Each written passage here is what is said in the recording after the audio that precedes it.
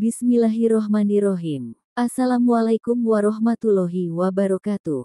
Syukur alhamdulillah kita dapat bersama kembali di channel Nur Hidayah.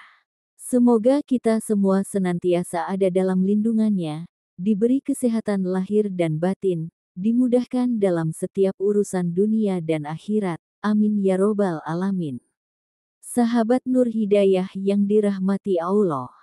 Pernahkah kita merasa lelah menghadapi kehidupan? Pernahkah kita mengeluh dalam hati, mengapa hidupku begini? Terkadang, saat ujian datang bertubi-tubi, kita merasa tidak mampu lagi bertahan. Namun disitulah letak ujian keimanan kita. Karena bagi orang beriman, ada satu sikap yang mampu menenangkan badai hati, syukur. Syukur, bukan hanya ketika bahagia. Banyak dari kita berpikir bahwa bersyukur itu hanya ketika kita mendapatkan apa yang kita inginkan. Padahal, syukur sejati justru diuji saat kita tidak memiliki apa yang kita harapkan. Saat air mata menetes dalam sepi. Saat doa belum juga dijawab. Dan saat hidup terasa tak adil. Disitulah Allah ingin melihat. Masihkah engkau bersyukur kepadaku? Syukur melapangkan jiwa. Syukur itu bukan hanya ucapan, tapi juga penerimaan. Syukur mengajarkan kita untuk fokus pada apa yang ada, bukan larut dalam apa yang hilang. Karena hidup ini bukan tentang seberapa banyak yang kita miliki, tetapi seberapa dalam kita menghargai yang sudah ada di genggaman. Hati yang bersyukur akan selalu merasa cukup. Dan hati yang merasa cukup akan selalu tenang. Inilah bentuk kekayaan sejati, bukan pada harta, tapi pada hati yang penuh ridho.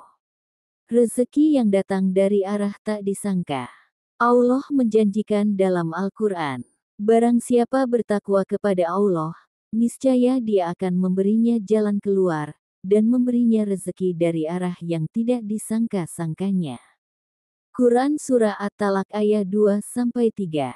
Ketika kita bersyukur dalam kesulitan, Allah bukakan pintu-pintu rezeki yang tak terduga.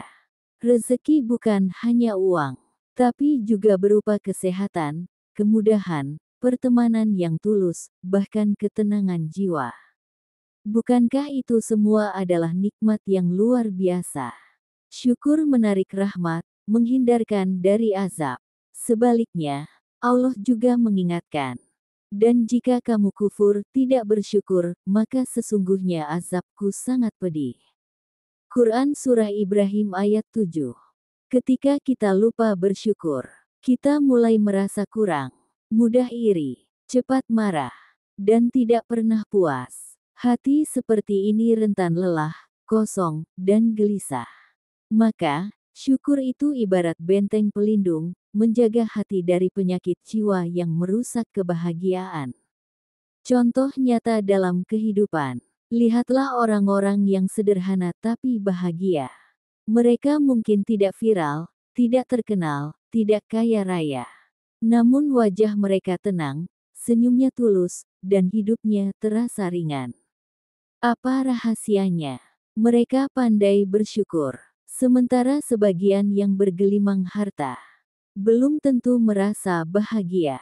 Karena kebahagiaan bukan diukur dari isi dompet, melainkan dari isi hati. Menumbuhkan syukur dalam diri.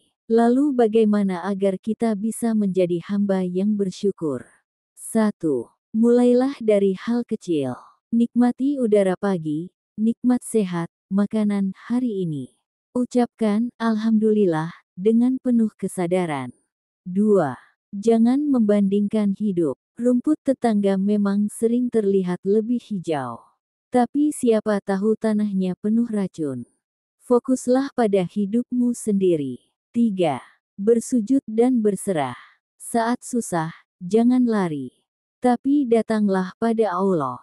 Menangislah, curhatlah, dan yakinlah. Allah mendengar semuanya. 4. Amalkan rasa syukur dengan memberi. Berbagi kepada sesama, sekecil apapun, adalah wujud syukur yang paling nyata. Sahabat Nur Hidayah yang dirahmati Allah. Syukur bukanlah tujuan akhir, tapi jalan utama menuju kebahagiaan yang hakiki. Ketika kita bersyukur, kita tidak sedang merendahkan diri. Kita sedang mengangkat derajat hati. Dan ingatlah, bersyukur di setiap keadaan adalah jalan tercepat menuju ketenangan dan rezeki. Semakin kita bersyukur, semakin Allah tambahkan. Alhamdulillah ala kulli hal. Jika video ini menyentuh hatimu, jangan lupa untuk like, share, dan subscribe, agar banyak orang yang tercerahkan.